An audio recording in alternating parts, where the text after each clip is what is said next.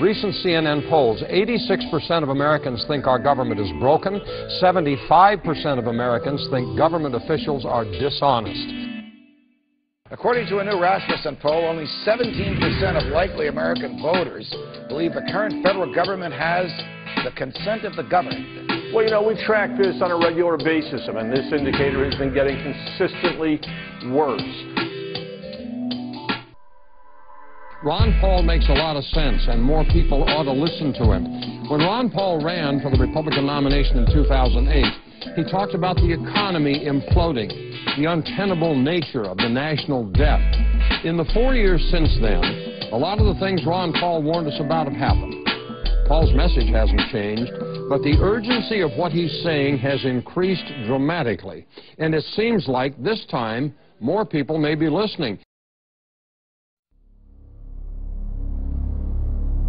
What happens if you come to the conclusion, as millions of Americans have, the parties aren't different? They're all the same. The monetary policy stays the same. The welfare system stays the same. The foreign policy stays the same. Well, I think the people would respond if they knew the facts and if they'd been told the truth, but they haven't been. They've been lied to for the last 10 or 20 years by both sides. But, you know, a lot of people voted for the president because he had indicated maybe he would have a different foreign policy. And I think they're very disappointed because he has expanded the wars rather than diminishing them. More than a year after taxpayers bailed out Wall Street, still nothing in the way of real financial reform, and the bankers are right back making those great big bonuses. And what about progress on some of the other top priorities of the president?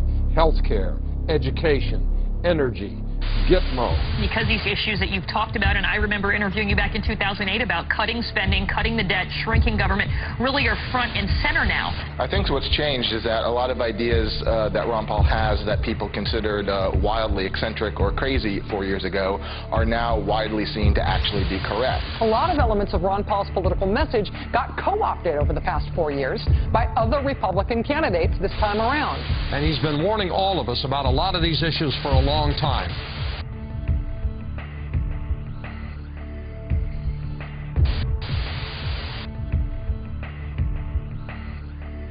One candidate continues to break fundraising records, smashing the single-day fundraising record of any Republican presidential candidate. A survey by Rasmussen Reports finds that President Obama has a 1 percentage point edge over Congressman Ron Paul in a hypothetical 2012 race. Romney topped Ron Paul on the ballot by just 1 vote. Ron Paul was an overwhelming favorite, 40% of the vote. For the last 2 years at the conservative CPAC convention, the winner of the straw poll, Congressman Ron Paul. The most Googles, you're big on the internet. His fans are some of the most loyal in American political history. He knows more substantively about these issues than probably everyone else on that stage combined. The only person telling the Republican voters the truth, Jake, is Ron Paul. I have a few questions for my colleagues.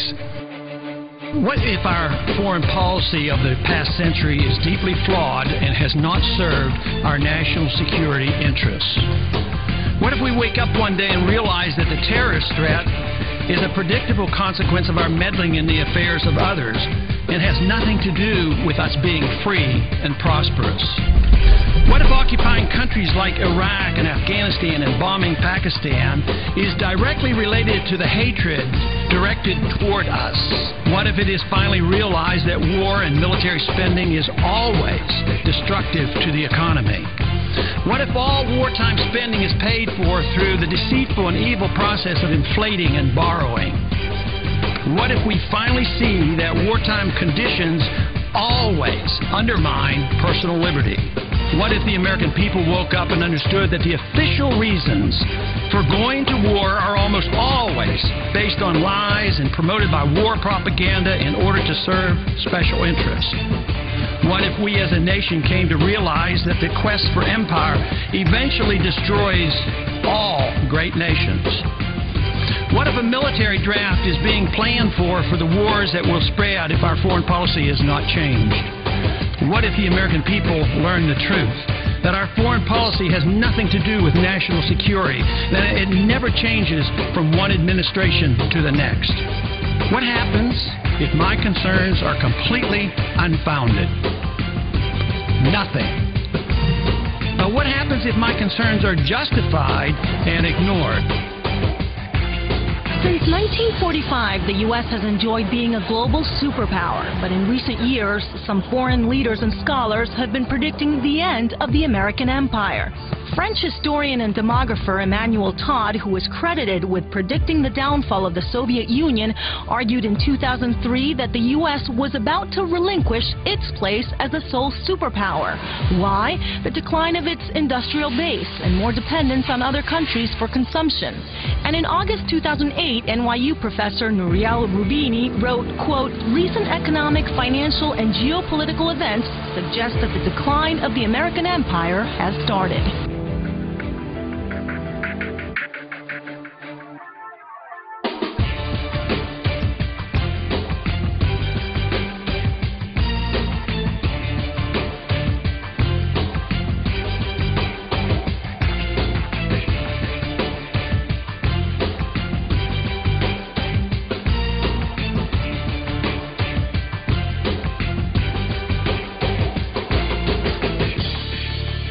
Truth is simple. It is not complex.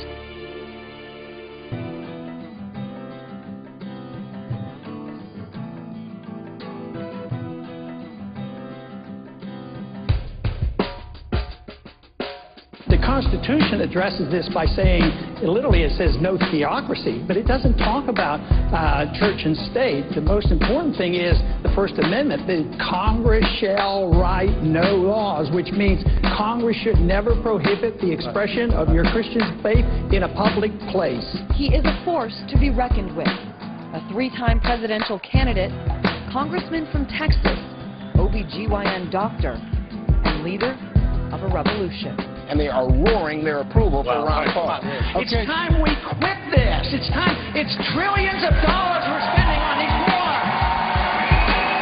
And I am convinced that liberty does not come from our government, but it comes from our Creator. Because I think you're the one guy who has had this right from the very beginning. But it only makes common sense. If people know that the end is coming of the system that we have, nations will be redefined in this period.